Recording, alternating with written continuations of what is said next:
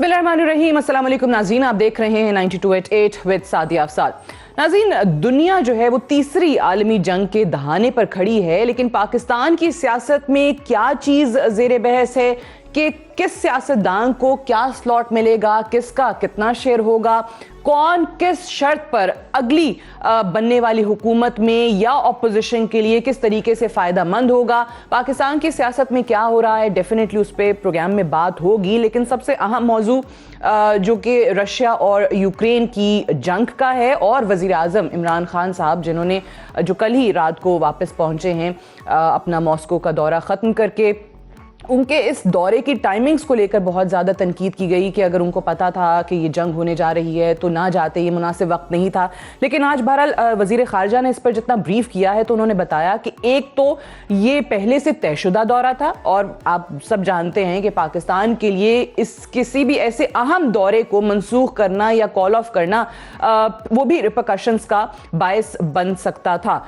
Thorough deliberations according to foreign minister Shah Mahmood Qureshi के उसके बाद वज़ीर आज़म साहब जो हैं वो गए हैं, और यूएसए ने भी यानी अमेरिका ने भी उनके आला ऑफिशियल्स जो हैं उन्होंने भी इस हवाले से वज़ीर आज़म इमरान खान का जो दौरा है उस पर जो उनके कंसर्न्स थे या जो हमारे मुल्क ने उनको कन्वे करना था वो पहले बता दिया था। अब इस दौरे की अगर हम बात करें तो बहुत अरसे से हम देख रहे हैं कि पाकिस्तान और रशिया एक बार फिर से मुख्तलिफ शोबों में कोऑपरेशन बढ़ाने के लिए कोशिशें कर रहे हैं, चाहे वो ट्रेड है, इकोनॉमिक टाइज़ हैं, उनमें हम देखते हैं कि बेहतरी आई है। फिर सिक्योरिटी कोऑपरेशन जो है वो बढ़ा है। 2016 के बाद से हमने देखा कि जो जॉइंट मिलिट्री एक्सरसाइजेस थी वो दोनों ममालिक की शुरू हुई। फिर जब जनरल बाजवा ने विजिट किया था रशिया का 2018 में, तो उसके बाद एक जॉइंट मिलिट्री कमीशन भी बना था पाकिस्तान और रशिया का। फिर 9 साल के बाद उनके जो वज़ीर ख़ारजा हैं वो पाकिस्तान तशरीफ़ लाए थे पिछले साल। सो इस पर ज़रा बात करेंगे कि एक ऐसे वक्त में जब ऑब्वियसली रशिया ने यूक्रेन पर हमला किया है, ये जंग जारी है, गो कि आज रशिया की तरफ से एक मशरूत पेशकश की गई है यूक्रेन को कि अगर वो सरेंडर कर दे, उनकी फ़ौज सरेंडर कर दे तो वो सीज़ फायर की जानिब जाएंगे। सो इसमें पाकिस्तान ने जो या वज़ीर आज़म ने जो ऐलान किया है कि हम किसी की साइड नहीं ले रहे, हम किसी ब्लॉक का हिस्सा नहीं बन रहे, हम न्यूट्रल रहना चाहते हैं और इस मसले का हल भी सफारतकारी के जरिए ही निकालना चाहते हैं।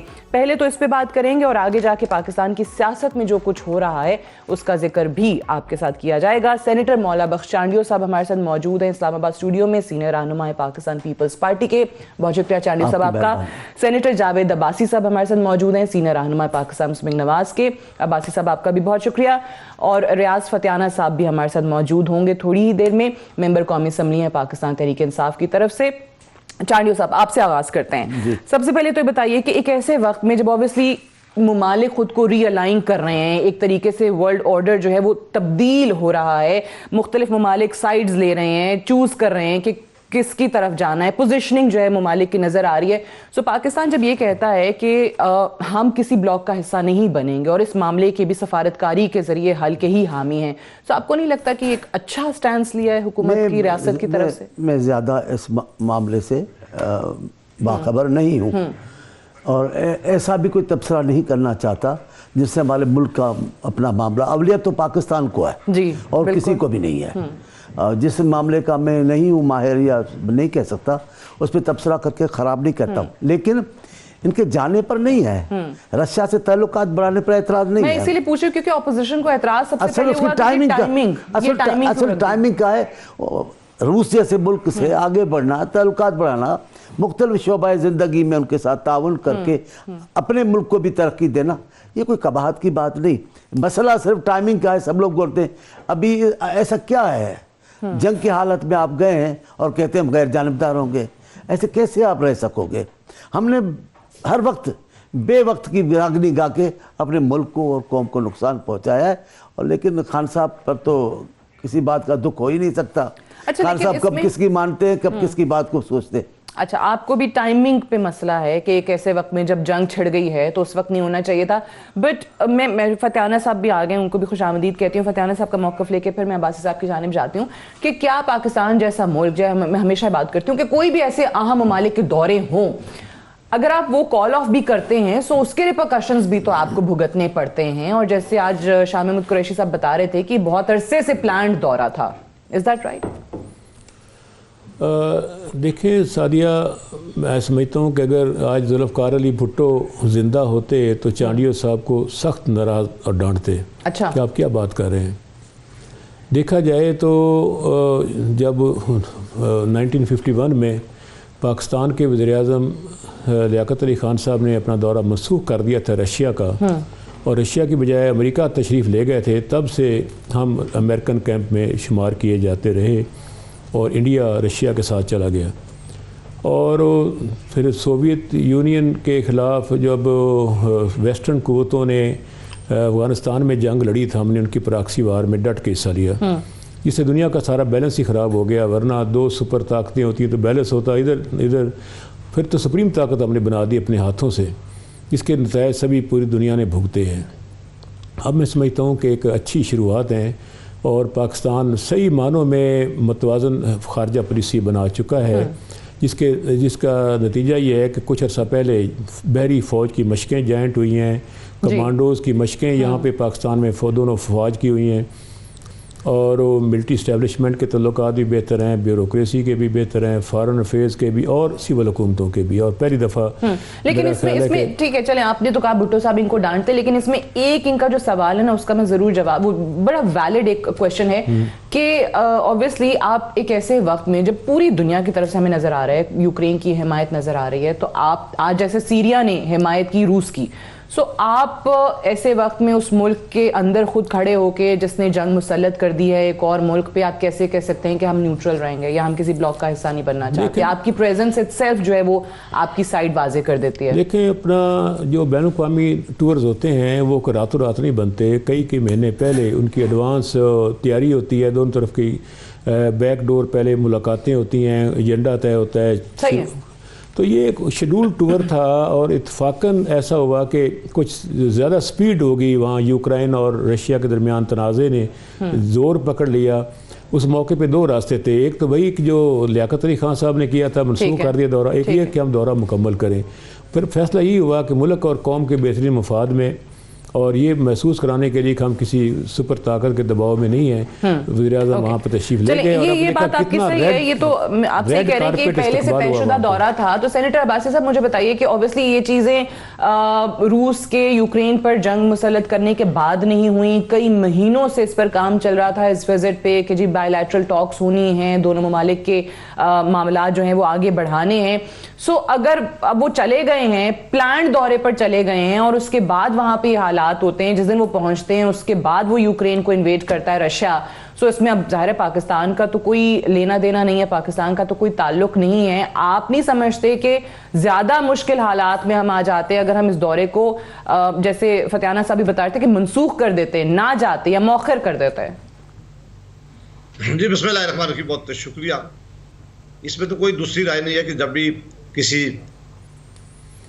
हेड ऑफ स्टेट या सरबराह ममलकत का दौरा होता है तो काफ़ी अर्से पहले शेड्यूल ज़रूर होता है, वो ये भी शेड्यूल होगा। और रशिया एक बहुत इंपॉर्टेंट मुल्क है इस एशिया का, इस रीजन का, और उसके साथ एक अच्छे तल्लुकात इस्तवार करना ये पाकिस्तान के इंटरेस्ट में भी है। और अब चूँकि पाकिस्तान ने काफ़ी अर्से से पोजीशन भी ली हुई है जो ठीक है कि हम किसी एक कैंप में नहीं है, हम जहाँ भी इस मुल्क के इंटरेस्ट होंगे वहाँ हमारे तल्लुकात इस्तवार होंगे, तो ये एक ठीक पोजीशन है। लेकिन मसला ज़रूर हो गया है जो मैं समझता हूँ कि हमारी खारजा पॉलिसी की बड़ी नाकामी हुई है, वो ये थी कि ये उसी दिन ये मामला इंसिडेंट नहीं हुआ यूक्रेन वाला और रशिया वाला, ये कुछ दिनों में, कुछ हफ्तों से ये चीज़ें बहुत तेज़ी से आगे बढ़ रही थी। वो सारी दुनिया को पता चल गया था। उस वक्त नेटो एक पोजीशन ले चुकी थी, अमेरिका ने एक पोजीशन ले चुकी थी और सारी दुनिया एक तरफ पोजीशन ले चुकी थी और हमें नज़र आ रहा था कि हम दुनिया की पोजीशन किस तरफ चली गई है। हम नहीं कहते कि इसको, ये कहते कि हम कैंसिल करते हैं।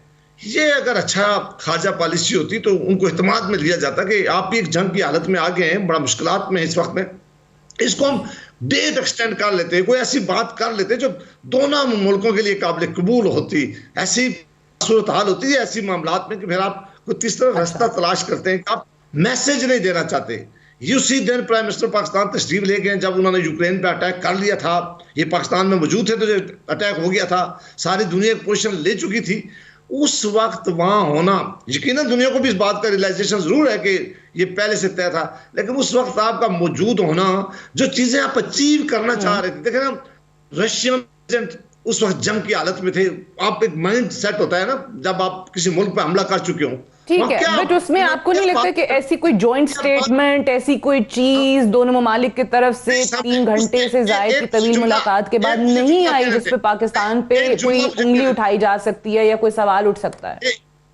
एक जुमला अगर मुझे जी जरूर फरमाइए। ये पहला विजिट हुआ है जी कि अगर ये मामला होते तो इसकी अंगली उठाने के बाद जिन्होंने जर्नलिस्ट को भी पूरी तरह वहां वाइट ऐसे माहौल पैदा हो गया था कि क्वेश्चन आते और क्वेश्चन में ये सारी बातें पूछी जाती कि आपकी क्या पोजीशन है। मेरा ख्याल है कि हम इस बात पे बिल्कुल चाहते हैं कि सारे ममालिक के साथ बहुत अच्छे ताल्लुकात हों। सबसे ज्यादा जो पाकिस्तान का बिजनेस है, पाकिस्तान का इंटरेस्ट है, वो ये अमेरिका के साथ अगर आप वॉल्यूम उठा के देख लें, वो सबसे कम जो है वो रशिया के साथ इस वक्त हमारा इंटरेस्ट है। उस वक्त एक ऐसा सिग्नल देना ये शायद पाकिस्तान के इंटरेस्ट में बिल्कुल नहीं था। मेरा ख्याल था कि चीजें मैनेज हो सकती थी अगर ये 3 हफ्ते 4 हफ्ते पहले से जब ये माहौल पता था। यही तो लीडरशिप होती है जो देखती है कि कल क्या होने वाला है। आप कहते हैं कि इसको थोड़ा आगे बढ़ा दिया जाता अगर वजारत खारजा जो है वो ज्यादा एक्टिव होती इस मामले में। आपका पॉइंट ऑफ व्यू आ गया इस पे, लेकिन ये ऑब्वियसली वो सिचुएशन है जो दुनिया में हालात चल रहे हैं। पूरे इलेक्ट्रॉनिक मीडिया, सोशल मीडिया वो मनाजिर दिखा रहा है जंग के। कहीं पर कोई अपनी कामयाबी क्लेम कर रहा है, कहीं पर दूसरा मुल्क कहता है कि हम ये कर देंगे। बीजिंग जो है वो सफारतकारी के ज़रिए या सालिसी की पेशकश कर रहा है। पाकिस्तान जो है वो आज कहता है कि जी आप सफारतकारी के ज़रिए इसका हल निकालें। लेकिन इस सारे मामले में कि दुनिया किस चीज़ में लगी हुई है, लेकिन हम अगर अपनी सियासत की बात करें तो हमारे सियासतदान या हमारी सियासतदानों की मीटिंग्स हैं जो नशिस्तें हो रही हैं, उनमें क्या चीज़ ज़ेर बहस है, उस पर बात करेंगे एक वक्फे के बाद।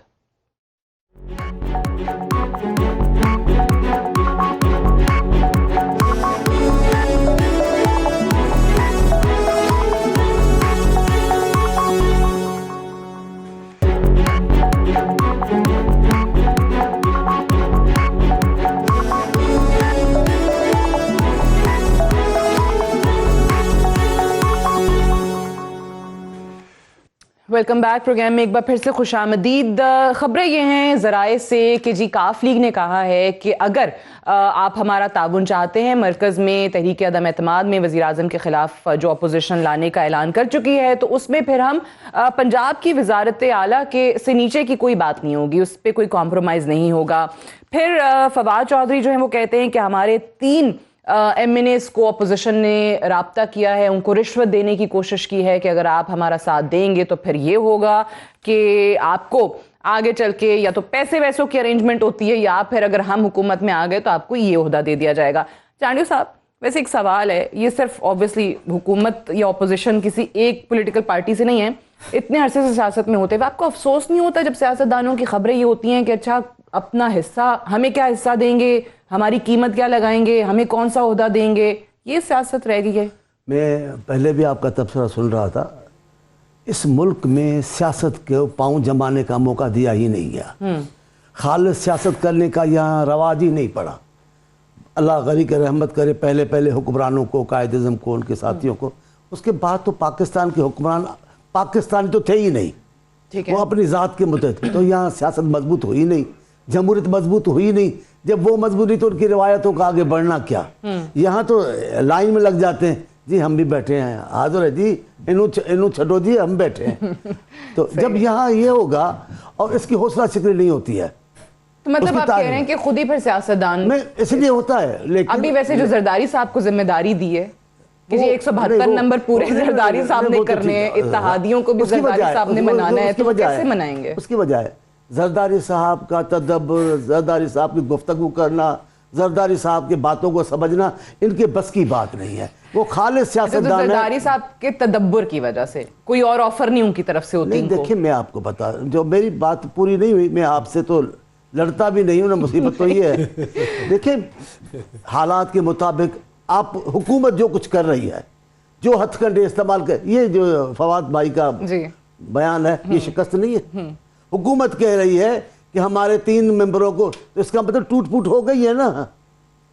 कबूल तो कर रहे हो कि टूट फूट तो आ गई है आपके पास कि 3 मेंबरों को ऑफर की गई है। लेकिन हो सकता है ना उन्हीं तीनों मेंबरान ने जाके पार्टी को रिपोर्ट किया हो कि आप लोगों की तरफ से रिश्वत की ऑफर आई है। लेकिन आगाज तो हो गया है ना इस बातें करने का। दूसरों ने भी कहा है, एक दूसरे मेंबर साहब का भी बयान आया कि जनाब ये हो रहा है। आप पहले से जवाब अभी बना रहे हो, भले बना रहे हो, हालात क्या है, लेकिन आपने जो पाकिस्तानी लोगों के साथ किया है, शर्म तो आनी चाहिए। आप वैसे ही छोड़ दे, सच्ची बात तो ये है। अच्छा।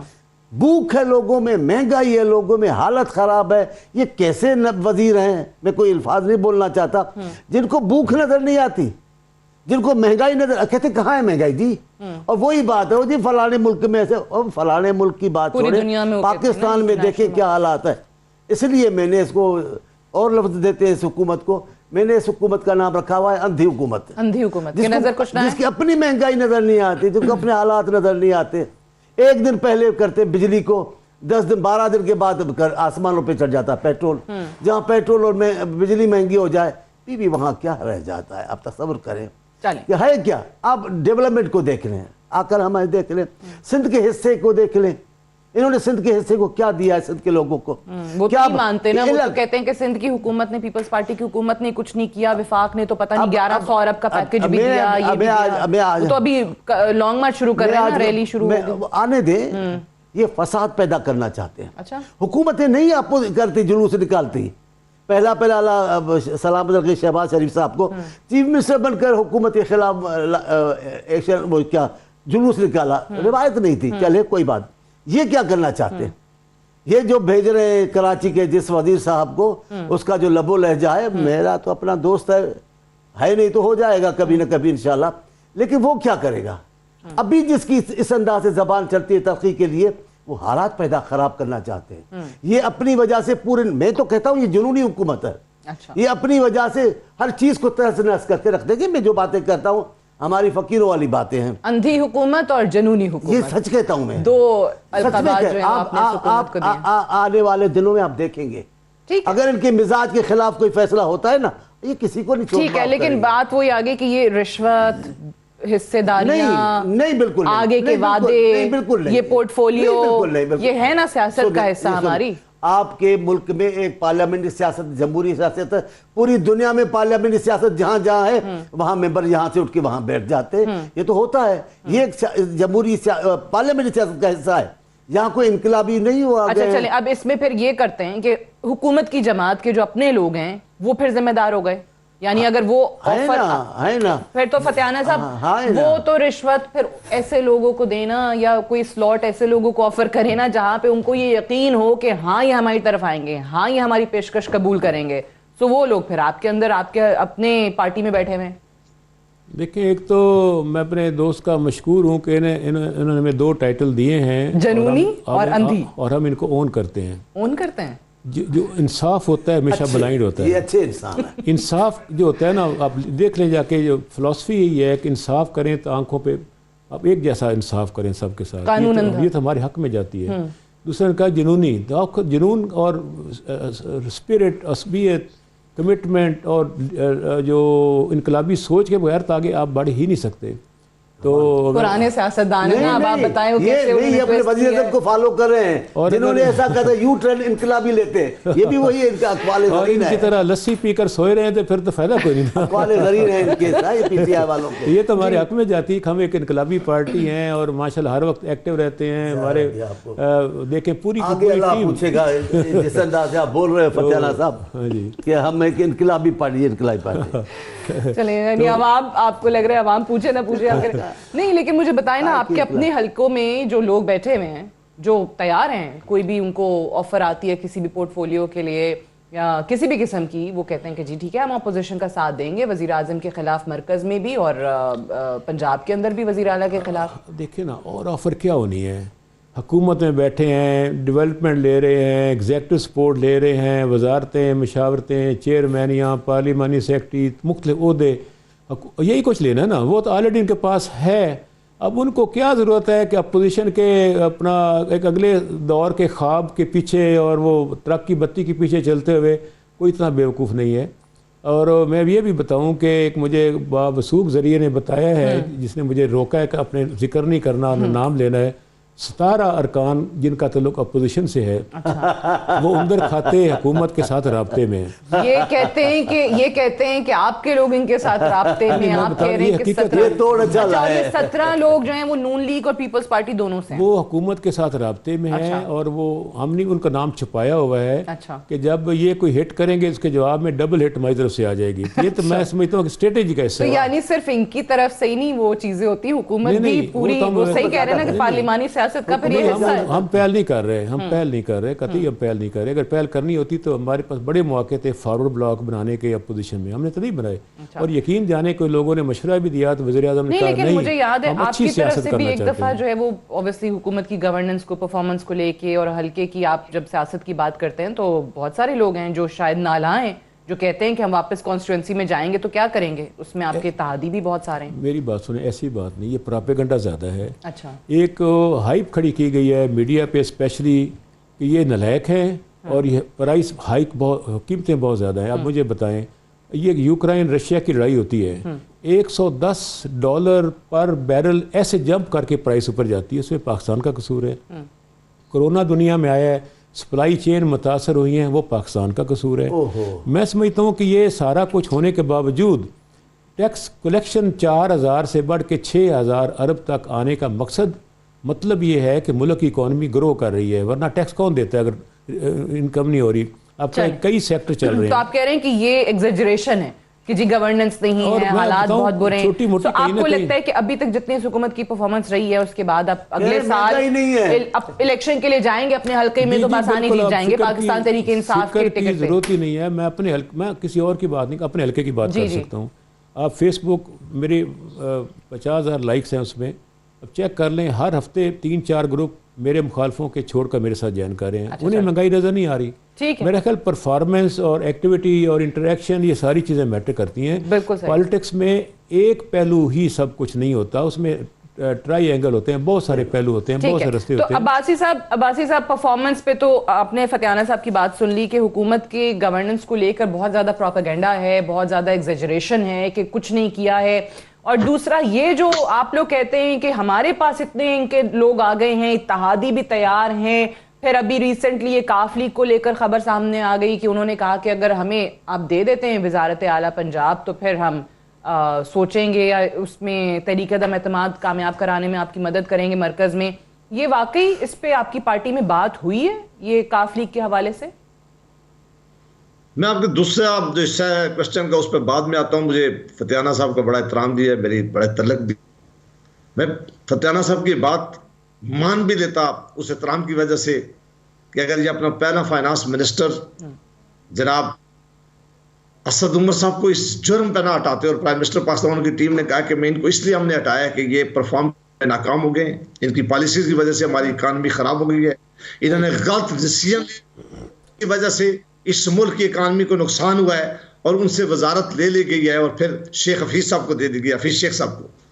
1 साल बाद एग्जैक्टली उनको जब हटाया गया तो यही उनके ऊपर जुर्म रखे गए कि वो इस मुल्क की इकानमी उन्होंने डुबो दी है, गुर्बत बढ़ गई है, महंगाई अरूज पे पहुंच गई है। अगर ये काम ना करते, फाइनेंस मिनिस्टर, इकानमी बड़ी अच्छी होती तो उसको ये जुर्म ना लगाते।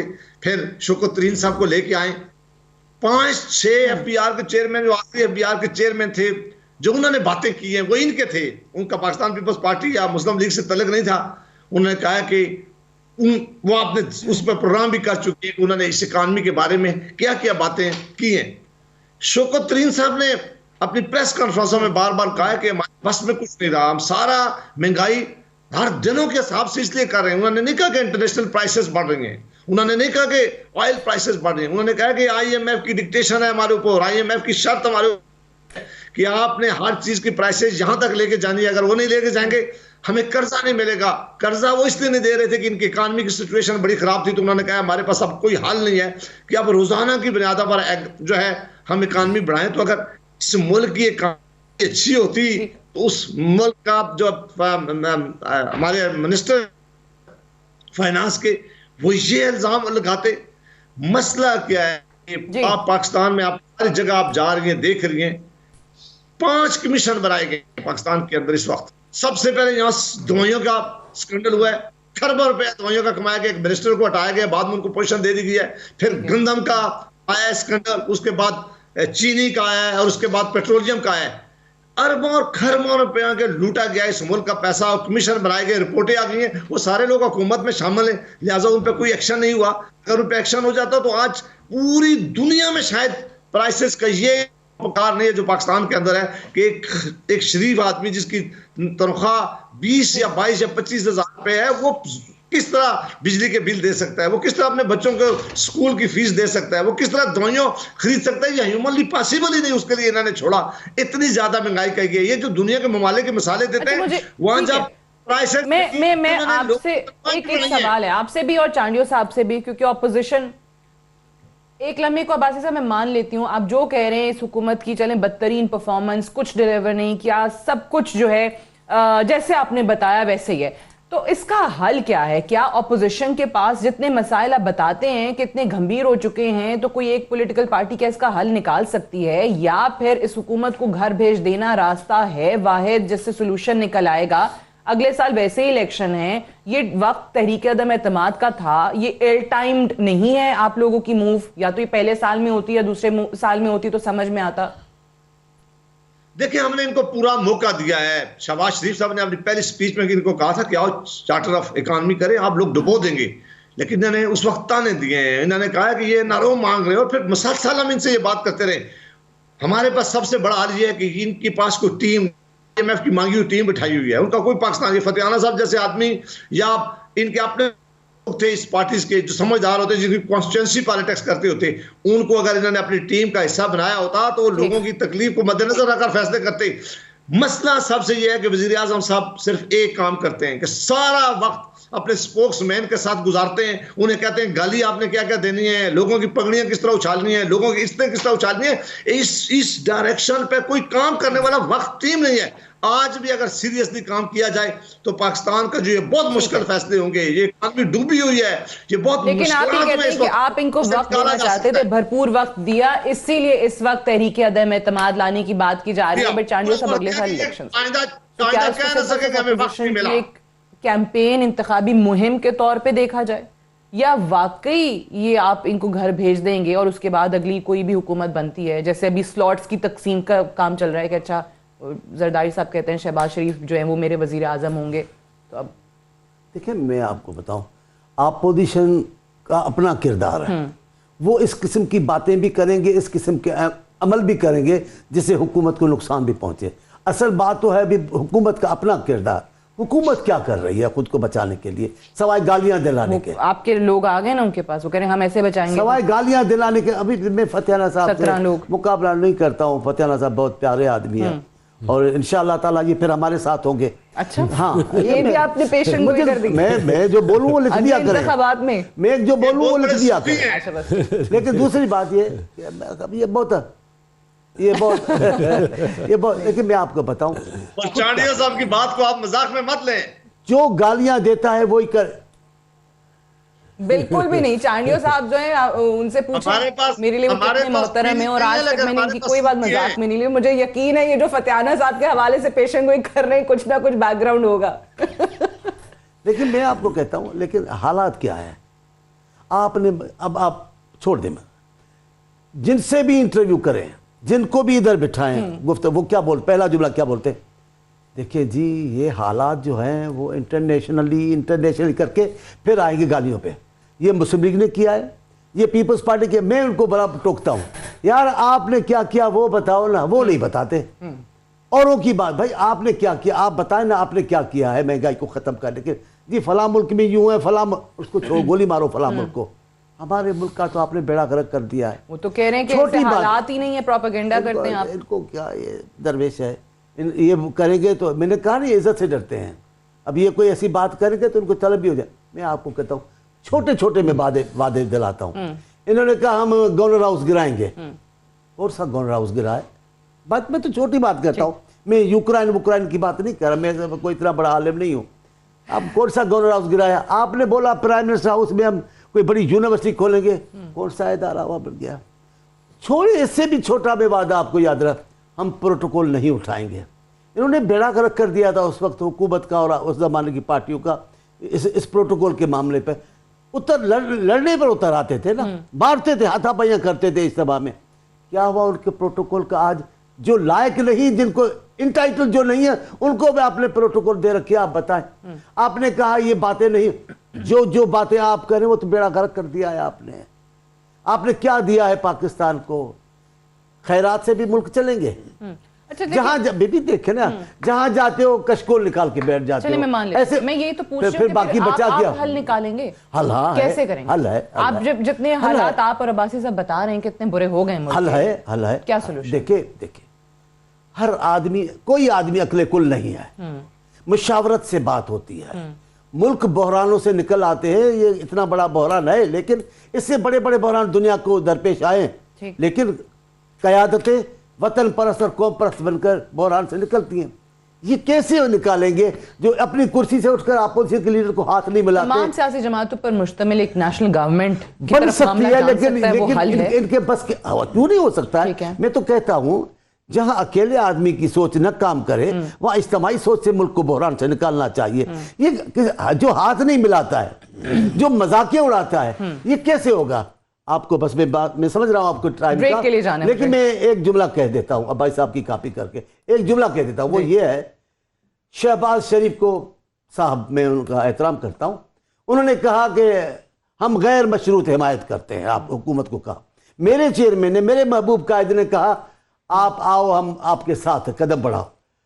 अफसोस कि ये बदनसीब मेरे वजीर आज़म बदनसीब नहीं है, ठीक है कि आपको बिलावल भुट्टो कहे मेरे वजीर आज़म है, आप बदनसीब भागते फिर रहे।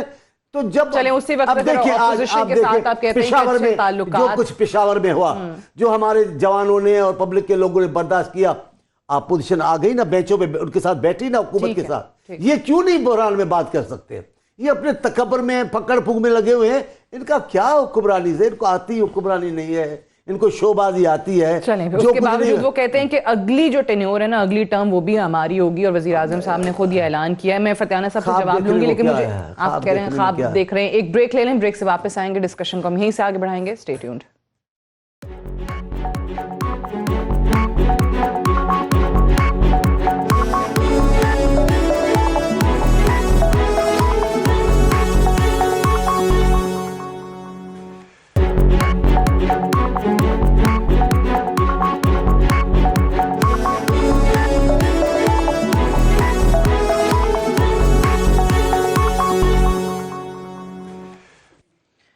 वेलकम बैक प्रोग्राम में एक बार फिर से खुश आमदीद। चांडियो साहब तो कहते हैं कि जी पाकिस्तान तहरीक इंसाफ को हुक्मरानी का तरीका ही नहीं आता। वज़ीर आज़म इमरान खान कहते हैं कि अगला टेन्योर भी उनका होगा, पाकिस्तान तहरीक इंसाफ डेफिनेटली दोबारा आएगी। ये तमाम मेंबरान, तमाम वुज़रा जिससे भी आप बात करें वो आपको यही कहते सुनाई देंगे। लेकिन मुझे बताएं फतियाना साहब, कुछ चीज़ें तो चांडियो साहब ने यहाँ जिक्र कर दिया, बहुत सारी चीज़ें जो आपकी अपने मैनिफेस्टो में शामिल थी उससे पीछे आप लोग हटे, और उसी एक में मैं जिक्र करना चाहूँगी ये जो prevention of electronic crimes ordinance, एक तो आप उसमें तरमीम लेकर आए। आज जो रिमार्क्स आए हैं इस्लामाबाद हाई कोर्ट के चीफ जस्टिस अतहर मिनल्लाह की तरफ से, वो आप लोगों के लिए भी बहुत है। इनसे तो मैं पूछूंगी जो इनके हवाले से कहा, लेकिन आप लोगों के लिए भी आई थिंक उसका जवाब आपको देना पड़ेगा कि पार्लियामान को आप लोगों ने अहमियत नहीं दी। वो कहते हैं ऑर्डिनेंस पे जो भी हुकूमत आती है वो ऑर्डिनेंस पे जोर रखती है। सादिया अफजाल साहब, सबसे पहले तो मैं अप्रिशिएट करूँगा जनाब सेनेटर मौला बख्श चांडियो साहब और सेनेटर जावेद अब्बासी साहब को। बहुत मज़हब शख्सियात हैं और मेरे दोनों ज़ाती दोस्त हैं, हमारा बहुत एहतराम का रिश्ता है, और दोनों अपनी पार्टियों में अच्छे लोगों में से हुए हैं। दूसरा ये कि उन्होंने कहा, अब्बासी साहब ने, असद उमर साहब को नलायकी से वज़ीर आज़म नाराज़ हो गए। तो अगर नाराज़ होते तो फाइनेंस से ज़्यादा इम्पॉर्टेंट वजारत है प्लानिंग एंड डेवलपमेंट, वो उनको दी गई और पार्टी का फाइनेंस में तो फेल हो गए ना। नहीं वो ऐसी बात आपके पोस्टर बॉय थे पूरी कैंपेन में। हर चीज़ की एक्सपर्टी होती है ना, जैसे आप बोला है आपकी एक्सपर्टी मीडिया में जैसे है, तो हर एक अपनी अपनी जगह होती है। तो उनकी तो वही थी ना, उनकी तो एक्सपर्टी फाइनेंस थी। उनकी एक्सपर्टी फाइनेंस में नहीं थी, उनकी एक्सपर्टी प्लानिंग एंड डेवलपमेंट में थी, इसलिए ऐसे ना करें, ऐसे ना करें। बाकायदा जलसों में खान साहब उनको वजीर तो वजीर खजाना बोला करते थे, नहीं, सबको पता था कि ये पाकिस्तान कहते थे हमारे पास अथॉरिटी है होंगे अगर पीटीआई हुकूमत में आ गई। में उनका ख्याल था कि 3-4 वजारतें उनके पास हों, लेकिन उन्होंने कहा कि इतनी वजारतें मैं नहीं उठा सकता, एक ही मुझे दे दें प्लानिंग एंड ये डेवलपमेंट। सबको पता था कि अगर पीटीआई आ गई हुकूमत में तो वजीर खजाना ये होंगे। अच्छा, दूसरी गुजारिश ये है कि हुकूमत ने क्या किया, प्राइम मिनिस्टर साहब आप अदादो शुमार उठा लें। जी जी, मैं यही कह रही हूँ, खुद FBR से- इमरान खान साहब ने कई दफा उनको अच्छा, वजीर आप खजाना बताया फ्यूचर ये का। कहते हैं आपने किया क्या, आप अदादो शुमार मंगवा लें FBR से। इन 3 सालों में पिछले अदवार से ज़्यादा कार और मोटरसाइकिल परचेज की गई है, प्रॉपर्टी बेइंतहाब भी की है, उसकी कीमतें में इजाफा हो गया है, कारनामा है जी। और टेक्सटाइल सेक्टर चल पड़ा है। 4 की बजाय 6,000 अरब रुपए की टैक्स रिकवरी हुई है, तो इकॉनमी चल रही है। एहसास प्रोग्राम, हेल्थ कार्ड, एहसास ये आपका वो नहीं है। ऐसे प्रोग्राम हैं जो वाकई हमारे मैनिफेस्टो पे अमल करने की निशानदेही है कि अकाउंटेबिलिटी, एहतसाब और वेलफेयर स्टेट और इकॉनमी को प्रमोट करना और ठीक करना, खारजा पॉलिसी इंडिपेंडेंट और खुद मुख्तार बनाना, कश्मीर के मसले को उठाना, और ये सारी चीज़ें तो हमने करके दिखा दी हैं। यही तो अच्छा, परेशानी तो है। इसीलिए आप कहते हैं अगला टेन्योर अगर आपका है। तो फिर अगर अपोजिशन ये, लेकिन ये जो ड्रैकोनियन लॉज, ये जी, मैं नहीं कह रही मैं- ड्रैकोनियन लॉ वैसे तो खैर है, चलिए अगर आप मेरी ओपिनियन पूछें, लेकिन इस्लामाबाद हाई कोर्ट के चीफ जस्टिस ने भी कहा। नहीं, मेरी बात सुनिए, ये क्यों हमें जल्दी निकालने के लिए रेस में लग गए हैं? इन्हें पता लग गया है कि अगर 1.5 साल और इस हुकूमत को मिल गया तो इतनी खुशहाली, इतनी मामला बेहतर होने हैं, उससे डरते हुए कि हम कहीं धर्म तख्ता 2023 के इलेक्शन में न हो जाए, जल्दी जल्दी इस हुकूमत को फारिग करने के चक्कर में अच्छा। ये इनको खौफ ज़्यादा अब हो बासित गया। साहब, आपसे तरक्की नहीं बर्दाश्त हो रही बकौल फतेहाना तरक्की साहब, नहीं इस इनसे हो अवाम रही। की और मुल्क की। और जो गवर्नर हाउस की बात की तो बिल्कुल हुकूमत गिरा रही गवर्नर दीवार गिराने जा रही थी। लाहौर हाई कोर्ट ने स्टे ऑर्डर कर दिया था वहाँ पे। अब गिराने ठीक है। जा रहे हैं। और इसके अलावा मैं ये भी अर्ज़ करूं कि बहुत सारे फैक्टर्स हैं, बहुत सारे इंडिकेटर्स हैं। यूथ 64% पाकिस्तान का, ख़वातीन 49%, ओवरसीज़ 1 करोड़, इनकी 80-90% मेजॉरिटी इस हुकूमत को लाइक करती है। अच्छा, और तो आपने सारी उम्मीदें जो हैं अगले इलेक्शन जी, में तो आप- जीतने की वो ओवरसीज हाँ, पाकिस्तानियों से ही बिल्कुल, लगाई हुई हैं, और बिल्कुल। ईवीएम पे यूथ इसीलिए आपका फोकस ज्यादा रहा है। 18 साल का वोट है। ठीक है, अब जब वोट चलिए। पड़ेगा लग अब्बासी पता साहब, जाएगा। जी। राइट। अब सेनेटर जावेद अब्बासी साहब, योर पॉइंट ऑफ व्यू। देखिए, अभी आपने फतेहाना साहब से, मैं फिर वही फतेहाना साहब ने कहा, मैं समझता हूँ कि ये फतेहाना साहब मेहरबानी करके ये रिपोर्ट्स पे ना जाएं, इन फिगर्स पे ना जाएं। आप एक कॉन्स्टिट्यूंसी पॉलिटिशियन हैं, आप लोगों की हालत पे रहम करें, आप लोगों में जाएं। जो खैबर पख्तूनख्वा का बलदियाती इंतखाब में अशर किया है, यही अशर पूरे पाकिस्तान में आने वाले लोग आपका करने के लिए तैयार हैं। इसी तरह बाई इलेक्शन का हुआ है। हम सब चाहते थे कि पाकिस्तान में खुशहाली आए, पाकिस्तान के लोगों में खुशहाली आए। कोई एक वादा जो वो इस हुकूमत ने पूरा किया, कुछ मौला साहब, चांडियो साहब, मैं उनको बहुत बड़ा सूफी समझता हूँ, उन्होंने गिनवाए। थोड़े से मैं वो गिनवा देता हूँ। जो आपने लोगों को नौकरियों का था, जो लोगों को आपने घरों का वादा किया था, जो आपने कहा था कि दुनिया की इन्वेस्टमेंट आएगी, लोगों के पैसे हमने बाहर पड़े हुए हैं सारे। हम लोगों के बारे में आप कहते थे ये चोर है, करप्ट है, इनसे पैसा हम लाएंगे। वो कोई एक केस आपने किसी का मंतकी इंजाम तक पहुंचाया है, किसी एक को आपने सफाई है, किसी एक से आपने कोई रिकवरी की हुई है? आखिर में वो शहजाद अकबर जो रोज की बुनियादों फंस करके झूठे इल्जाम लगाया करते थे, उनका क्या शुरू हुआ है? उनको भी फारिग कर आखिर दिया। में जो ठीक है, पीका लॉ के बारे में आपने कहा, इसमें कोई शक नहीं कि ये लॉ हमने पास किया था, जो बड़ा जुल्म इन्होंने इस वक्त किया है, इस लॉ में अमेंडमेंट किया है। और आपकी amendment- जमात तो गई, जी, लेकिन कोर्ट ने पार्लियामेंट मुस्तरद से कर दी ना बातें- आपकी दरखास्त, पीपल्स पार्लियामेंट पार्टी से की इन्होंने दरखास्त कहा दी। लेकिन सियासतदानों के लिए लम्हा फिक्रिया है कि जब वो कहते हैं कि अदालतों में आ जाते हैं आप सारे मामलात लेके, पार्लियामान आपके पास फोरम है, आप लोग क्यों नहीं पार्लियामान में ये सब करते हैं? देखिए, ये बिल्कुल अदालत ने ठीक कहा है, और अदालत में बहुत ही इस्लामाबाद हाई कोर्ट का भी और तमाम अदालतों के एहतराम में हमेशा पार्लियामान क्या करती है। चांडियो साहब और हम सेनेट में हमने कई दफा डिसअप्रूवल की रेजोल्यूशन पास किया, ये वहां ले ही नहीं करते, वहां लाते ही नहीं है। नेशनल असेंबली में इनकी अक्सरियत है, वहां से ये आपको आइन में ये लिखा हुआ है कि आप ऑर्डिनेंस को एक्सटेंशन दे सकते हैं। मसला क्या है? इन्होंने पार्लियामान की बड़ी बेतुकीरी की है। उनसे भी सवाल हुआ कि हुकूमत जो है वो ऑर्डिनेंस ले आती है, पार्लियामान में मामलात नहीं लाती है। और उसी पे चांडियो साहब का भी इस पे मौक़िफ़ जान लो, वक्त भी थोड़ा है, कि वो कहते हैं पार्लियामानी मामलात, ये chief justice Islamabad high court कह रहे हैं कि आप अदालतों में लाते हैं तो आप खुद मजलिस शूरा की तौकीर कम करते हैं, उसको कमजोर करते हैं पार्लियामान को? मैं कभी इन अदालती मामलात में जज साहबान के मुतल्लिक कभी कोई राय नहीं देता हूँ, क्योंकि मैं इसका हामी नहीं। जी। लेकिन बाद जजेस ऐसे हैं जिन पर बात होती है, जिनकी तारीफ होती है। अतहर मिनल्लाह साहब को भी मैं जज बनने से पहले, जस्टिस बनने से पहले प्रोग्रामों में शरीक हुए हैं, बैठे हैं। आज तक उनका वही मौक़िफ़ है, उनके फैसले देखे, उनके राय देखे, उनमें से जानिबदारी नजर नहीं आएगी, इंसान दोस्ती नजर आएगी, इंसाफ दोस्ती नजर आएगी। वो दुरुस्त कहते हैं ना, ये नहीं आने चाहिए आप। लेकिन असल मसला है पार्लियामेंट को, ये पार्लियामेंट के मालिक की इज्जत दे तो पता चले ना क्या किया है इन्होंने। सेनेट में सेनेट का हाल क्या किया आपको पता है? सेनेट में किस तरह इन्होंने फैसले किए हैं देखे तो सही। ऐसे तो नहीं चलते। ये ईमानदारी की मैं बात बताता हूँ आपको, इनके जहनियत में आम रहता है।